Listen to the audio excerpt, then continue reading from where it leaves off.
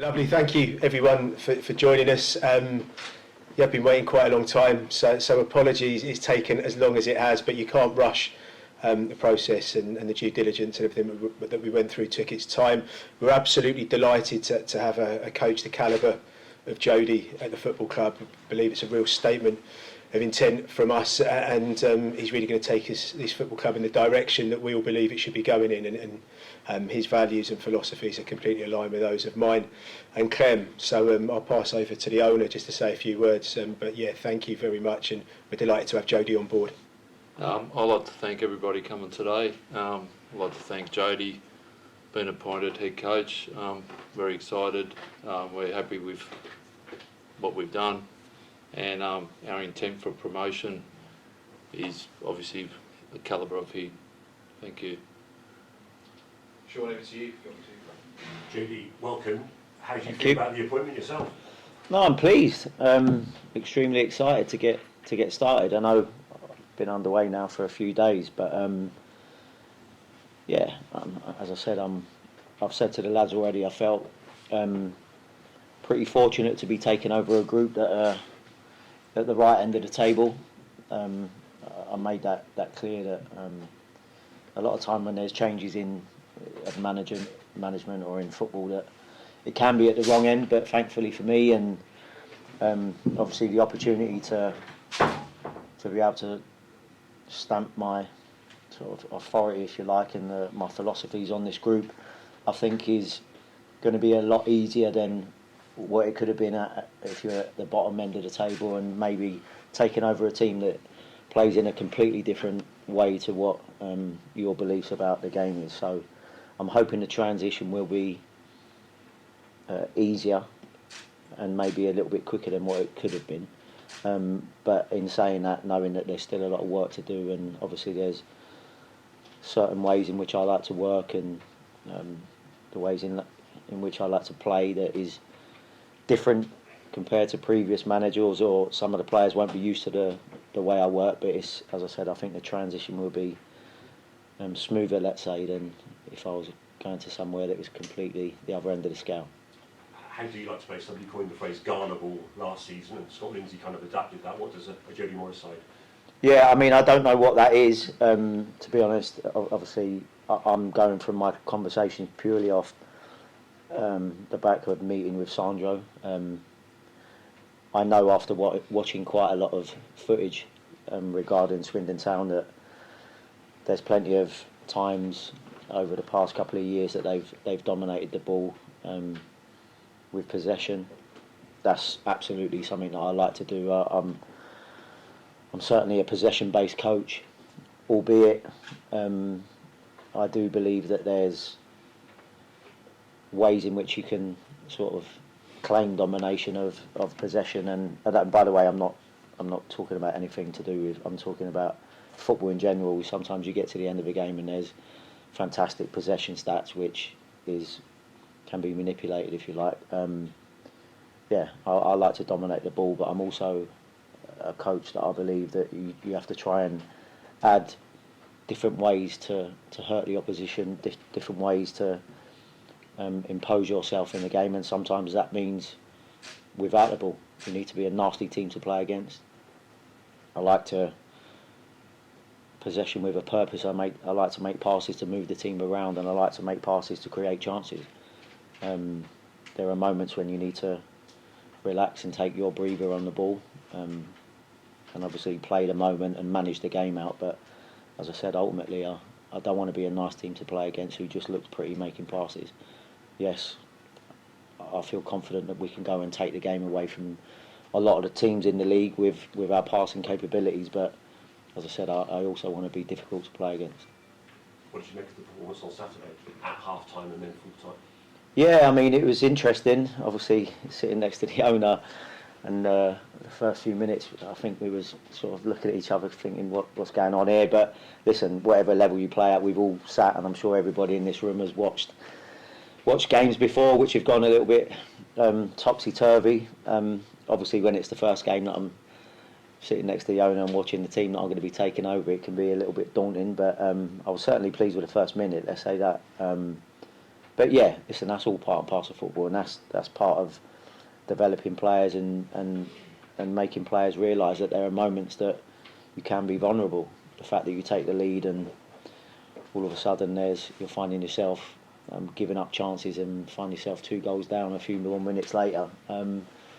That's something that you have to deal with. We're going to hit plenty of obstacles and bumps in the road, and what I will say is, to follow up with your second part of your question, is I was extremely pleased with the reaction at half time. Little change that was made in personnel, and what I did like was the personality and character that came through. It proved that they wasn't ready to roll over and believe that they could go and get the points, if you like, and fully deserved, I think, to come away with all 3, but was slightly unlucky just to come away with the 1. We're also talking about potential here, 10,000 plus crowd going for the winner. Was that a good selling point as well? I guess the deal was already done by then. Yeah, no, absolutely.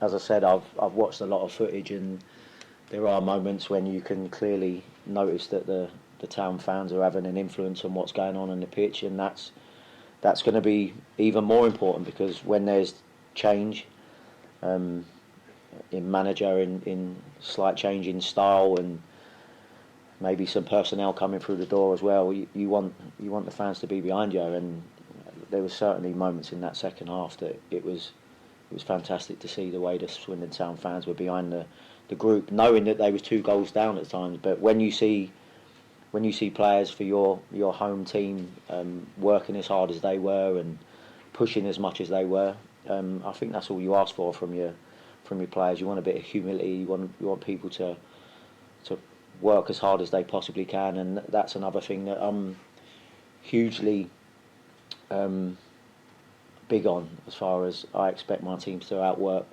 the opposition as well. I think there's nothing better when you see that players for your home team that are running that extra yard, putting in that blood, sweat and tears, if you like, for the shirt.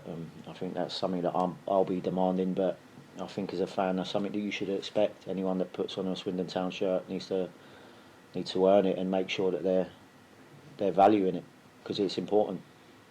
Sandro, you've acknowledged it's taken time. I think Scott Lindsay, first story about his departure was a month ago tomorrow. So what's been going on in between? What hasn't been going on, Sean? I think you have to do these processes properly. I think you have to be diligent. You have to do your background checks. We're clear on the profile that we were looking for, and we've also tried to do the process maybe slightly differently in some senses. So there's the technical elements that are really important to the role, but I also feel there was a big element around really understanding the candidate and understanding the person and the individual. So we got our candidates to sit down and spend a bit of time with the performance coach, a guy called Marcus Sharrod, who sort of gave us a kind of a more holistic view of the individual as well, because you can't psychologically profile someone before you give them a job, but you can try and find out as much as you possibly can. So that was kind of there were a lot of kind of elements to the process, if you like. And then if you want to go out and get the very best candidates, they're quite demanding in terms of what they want, and I don't mean kind of Jody exactly, but negotiations have to be right. You want to make sure that Jody's happy and feels he's being valued by the football club. It's my job to make sure that I do a good job for the owner. So these things take time, and negotiations can take a while. I appreciate it's probably frustrating for Swindon Town fans, but my take on this is let's do it properly. Let's get the right man in, and we've absolutely got the right man in, and hopefully it means that we don't have a long process again in the not too distant future. We saw Ed Brand with you on Saturday, obviously being shown around. Can you tell us the latest on a number 2? Myself or Jody? Whoever can answer the question. Ed Brand is the person that I chose to be able to bring into the football club. I think there's things that need to be sorted out to do with the EFL at the minute to have that completely confirmed, and obviously dealing with a club the size of Chelsea at the minute, I think they might be pretty busy in the transfer window trying to get some admin done. No, that needs to be sorted out, but as I said, I've always had Ed Brand in mind of being my assistant. I've been in talks before with clubs, and as I said, Ed's known that the minute I had an opportunity to go in somewhere, that if we was able to do it, he would be the first member of staff that I take. I worked with him for a good few years at Chelsea, and 2 of those years were extremely close. He was my assistant at under 18 level. He's been a coach for 11, 12 years. Extremely talented coach. I shared an office with him for 2 years. He knows exactly how I like to work, and everything that he is as a coach and as a bloke and as a human being is perfect for what I need as far as support system. As I said, we're both lucky enough that we spent time at an elite academy where things are done the right way. We're lucky enough that we both come up under and learn under Neil Bath.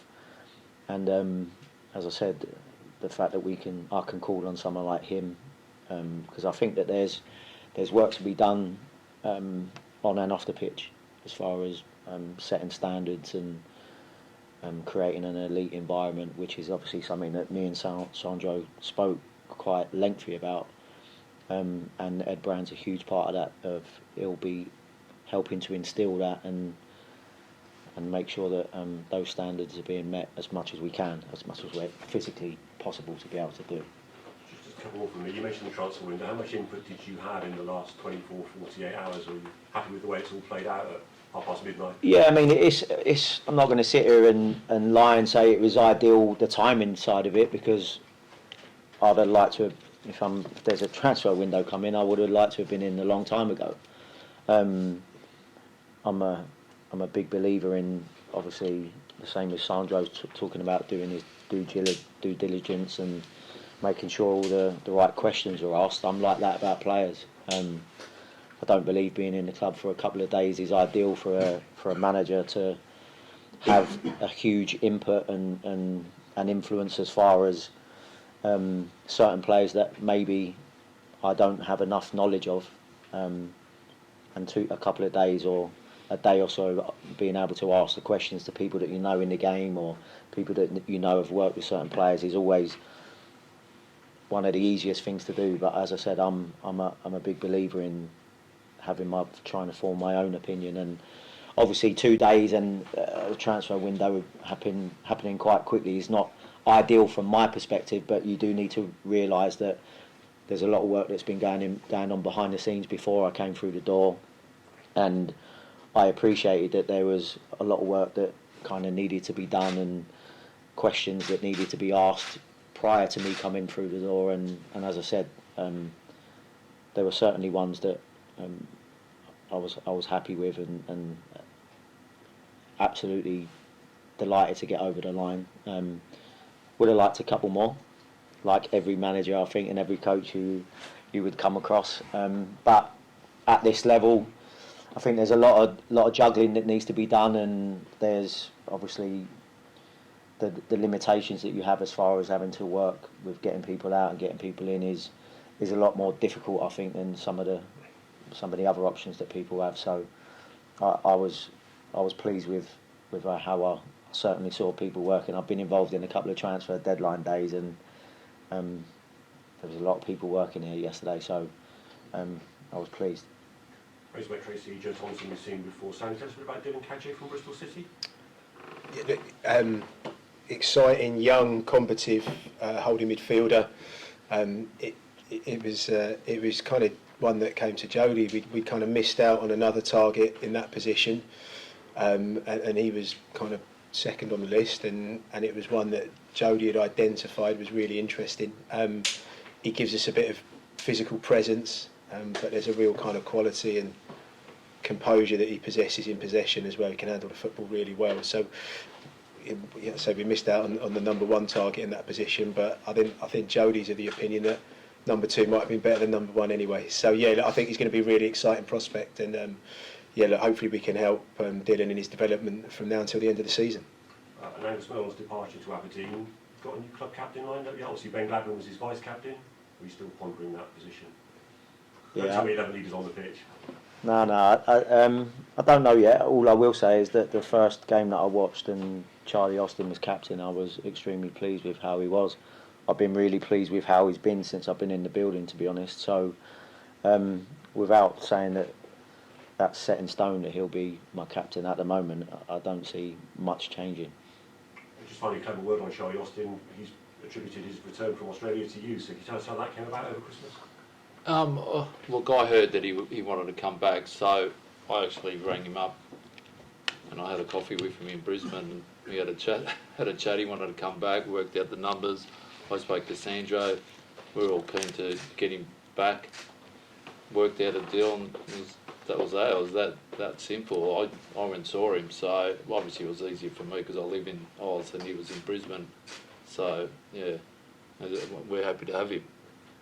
And 19 games to go, Jody. What's your message to Swindon Town supporters who'll be listening and watching and reading later?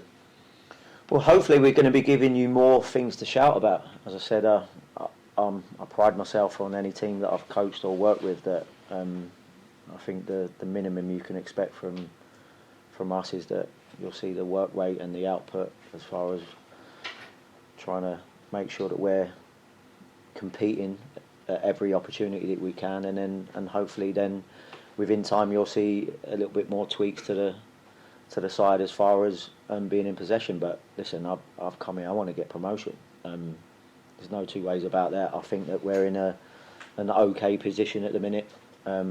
Obviously there's a lot that can happen in 19 games between now and the end of the season, but it's certainly something that I said on day one to the players, that I want to try and put us in the best position possible to win football games and to be able to get out of the league, and ideally it would be the shortest and easiest route, but who knows, as I said. But I'm certainly looking forward to getting out in front of those fans, and as I said, what I saw from them on Saturday, I can't wait to hopefully be celebrating some wins in front of them. Good luck, thank you. Thanks very much. Thanks, Sean. Questions from the floor, really, in case you put your hand up, and we'll pick as we go. And if you can just introduce yourself and just where you're from, that'd be handy. So, Johnny, I saw your hand flicker up there, so Karen. Johnny V from Swindon Outside.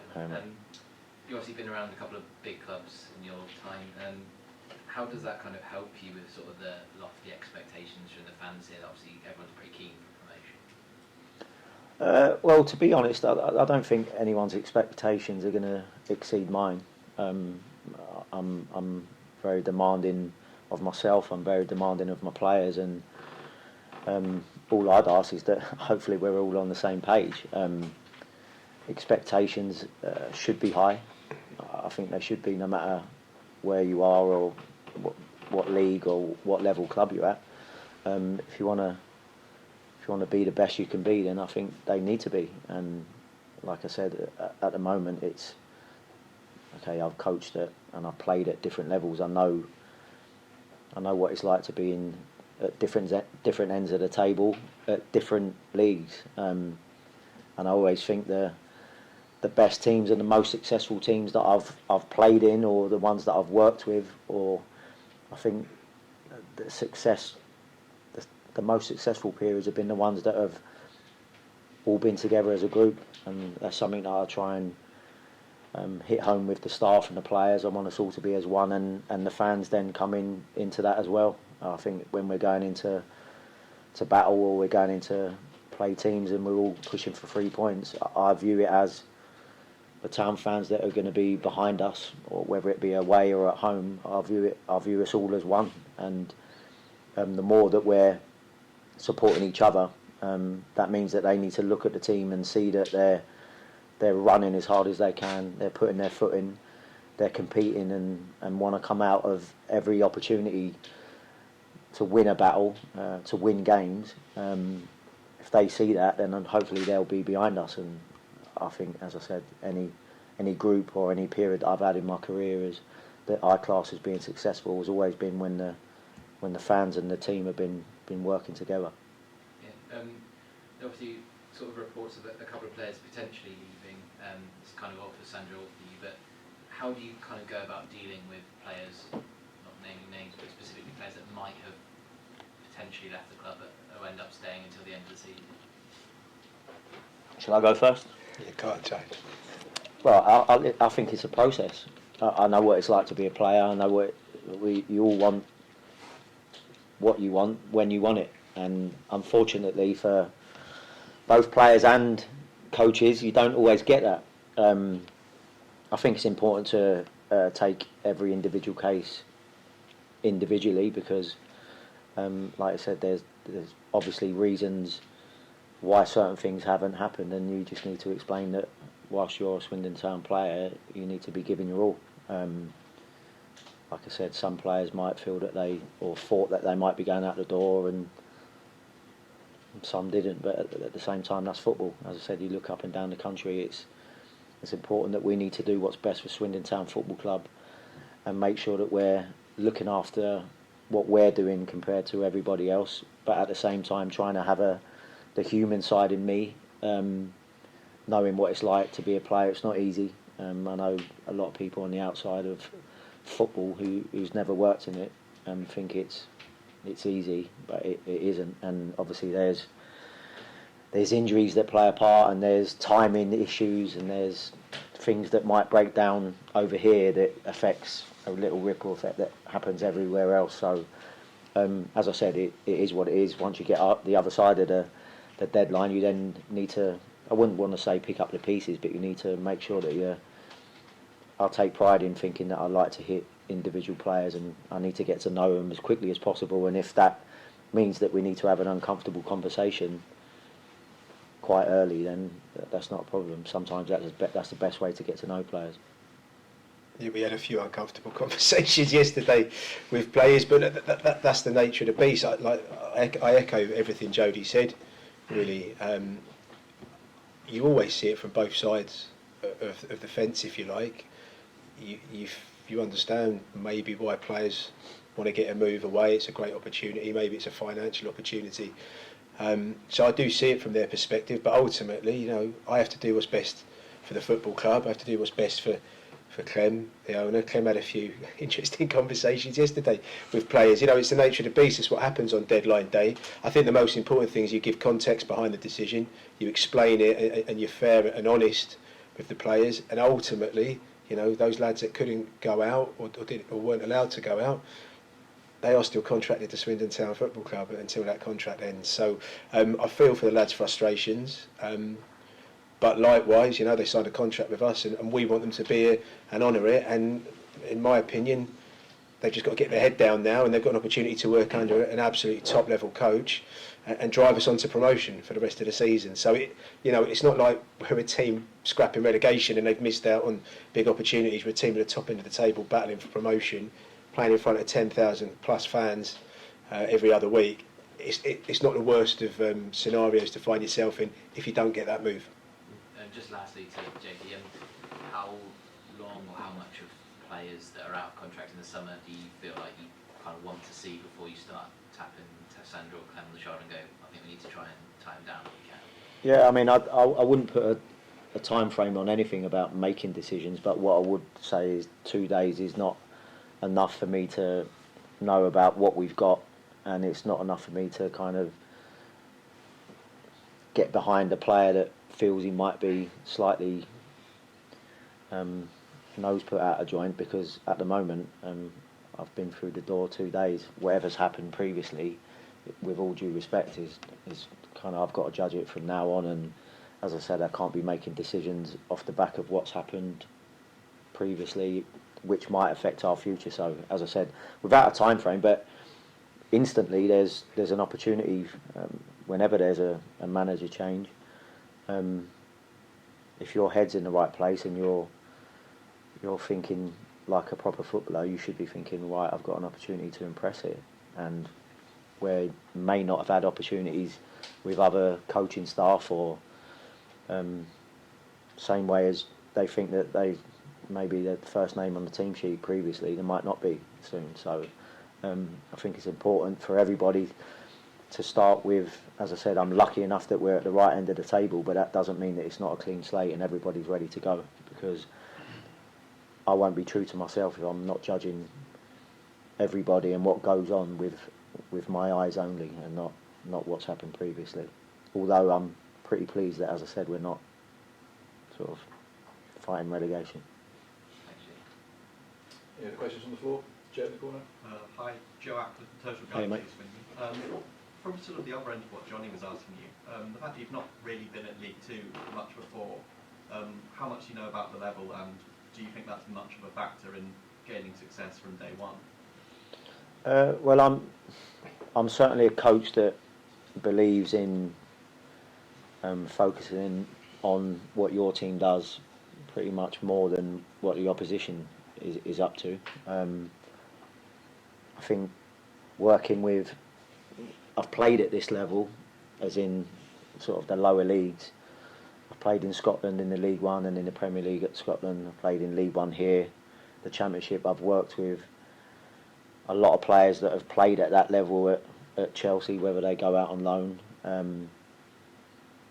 I think, yes, there's certain things that maybe some boys at this level can't do with right at the top end, but at the same time, I think that's my job as a coach. I need to try and get the most out of some players that may be being undervalued.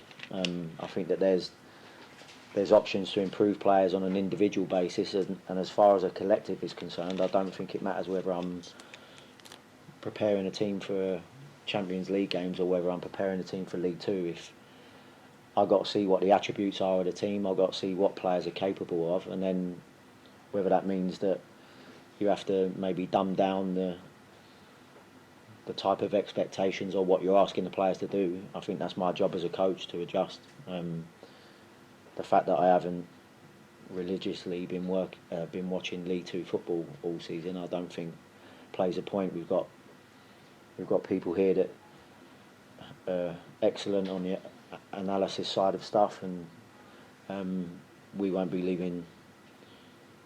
visiting teams not knowing how they play or what they do, as I said.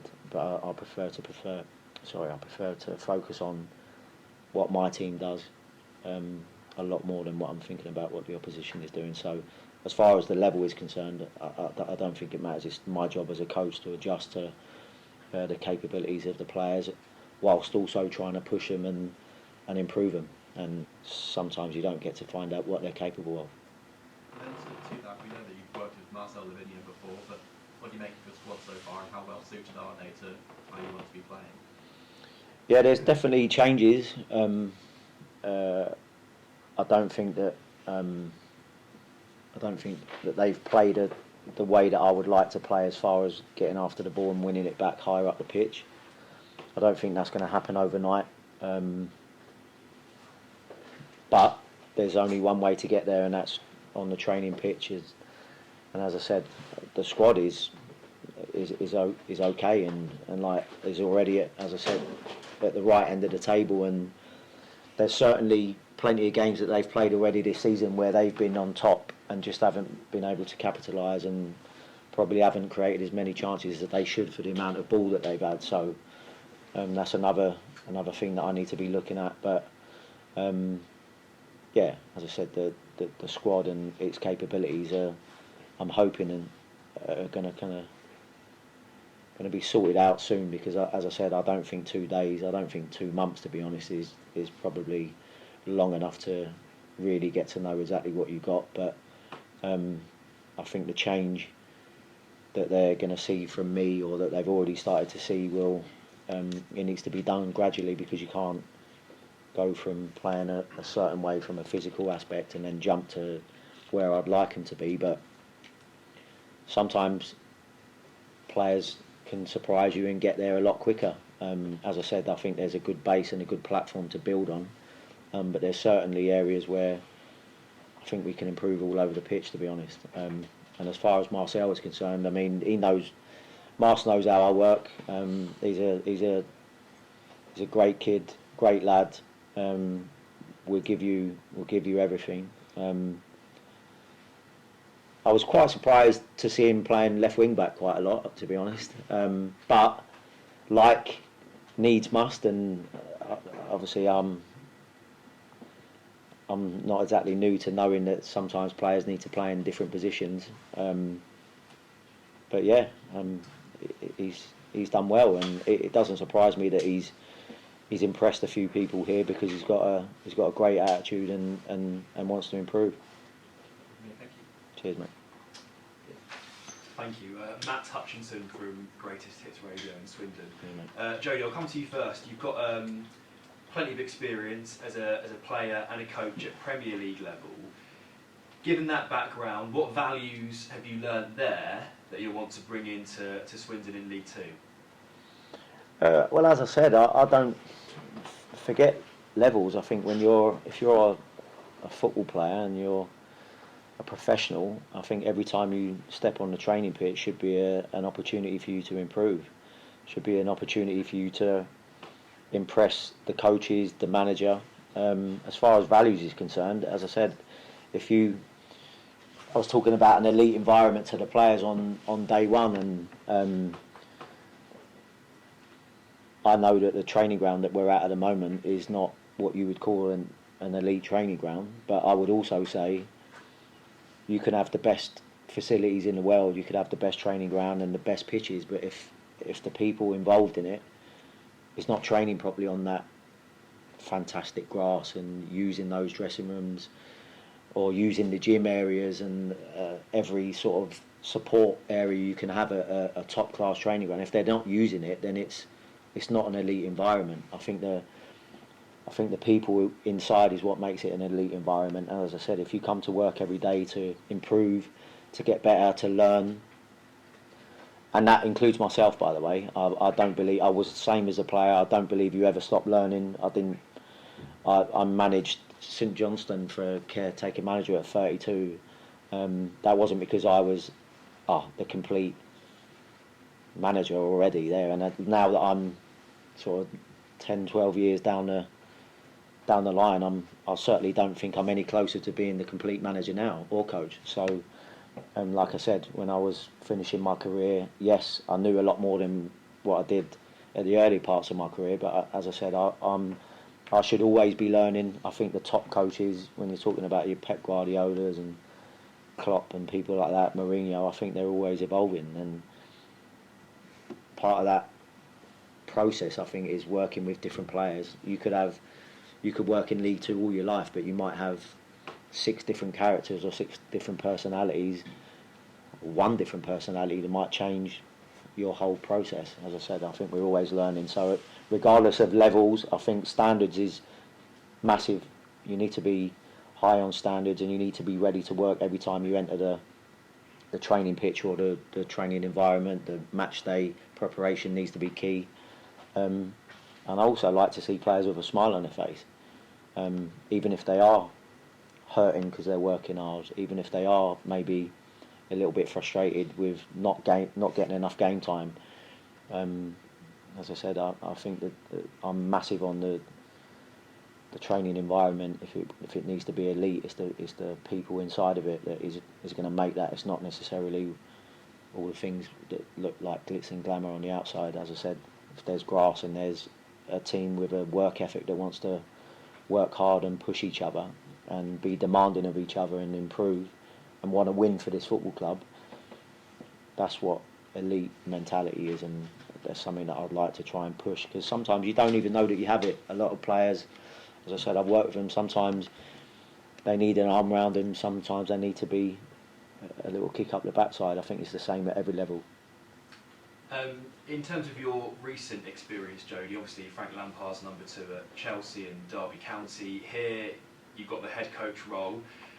Do you think having that level of accountability, being at the helm, will make any difference to you? Yeah, I mean, I think the beauty of being a head coach is that you do what you want. I think sometimes it's harder to be an assistant because you're trying to support, and at times you might bump heads. Me and Ed have certainly bumped heads plenty of times. Me and Frank did. But when you are the head coach, I know people talk about, okay, you're the one who you bear the brunt of the responsibility, but I like that. Ultimately, if you're the one making the decisions, you should. But I think it's easier being a head coach, because if you believe that's what should be happening, then you can make that happen. Sometimes you have to adjust when you're an assistant, like Ed will have to do with me. But I also think that when you are the head coach, you have to be open to suggestions. You have to be open to honest dialogue. And like I said, me and Ed have had some honest conversations before, yeah. But then ultimately, it's up to me to decide what we do. Final question for Sandro. Thanks, Jody.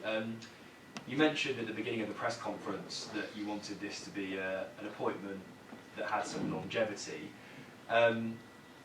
If Jody is a success here, let's say he does get promoted to League One next year, do you have any concerns that he might be snapped up by a club higher up the football pyramid, and in 6 months we could be here again looking for a new head coach?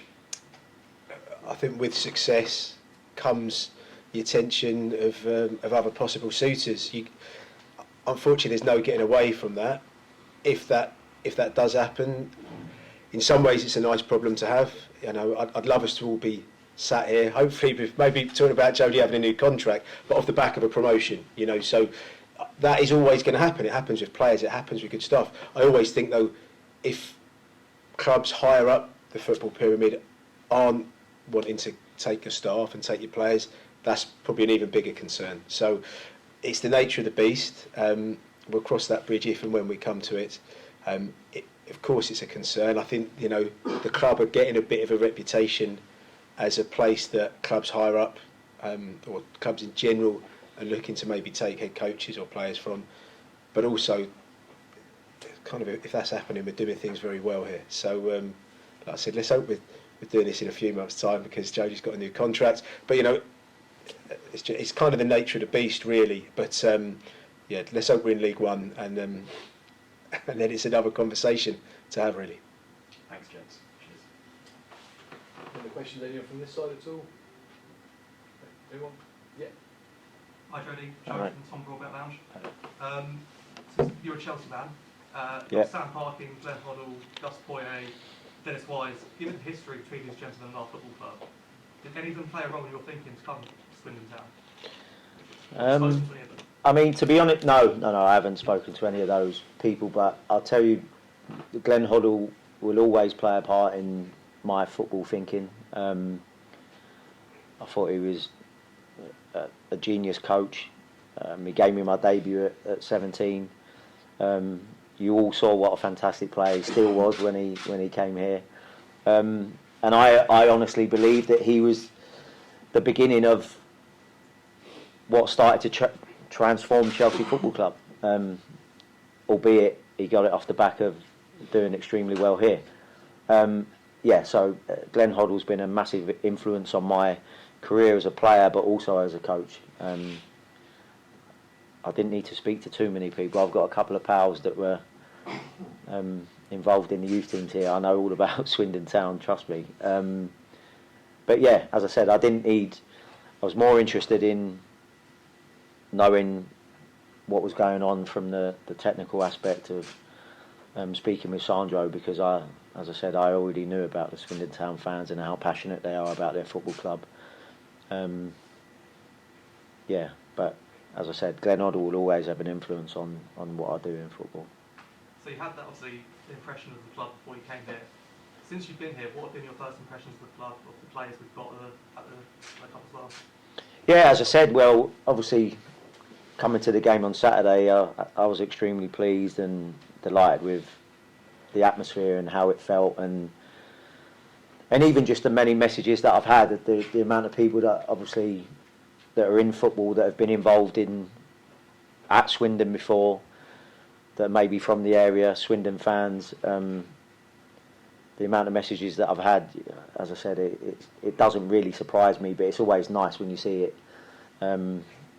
If I eventually was able to answer some of the messages that I've had over the past couple of days. But yeah, everything that everybody's talking about regarding Swindon as a place and the football club is that they're passionate about their football, and we're going to need that. We're going to need the positive side of that. And yeah, as I said, coming through the door and seeing players, I've been really pleased with the players' input so far, trying to take on board messages, and the application in training has been very good. I think we have a good group of lads, and there's nothing better than a good group of lads that want to learn and improve, and hopefully that's what we can all do together to get results and make these fantastic fans happy. Gabe Maloney, Sir Tom Warbeck Lounge. We've had a request from the fan to ask, what do you think the main difference will be between managing in the academy and being an assistant manager at an elite level club to being a head coach? Honestly, I don't think that much. Apart from, as I said, there's certain aspects that you have to realise that the capabilities of some of these clubs that are, I don't know.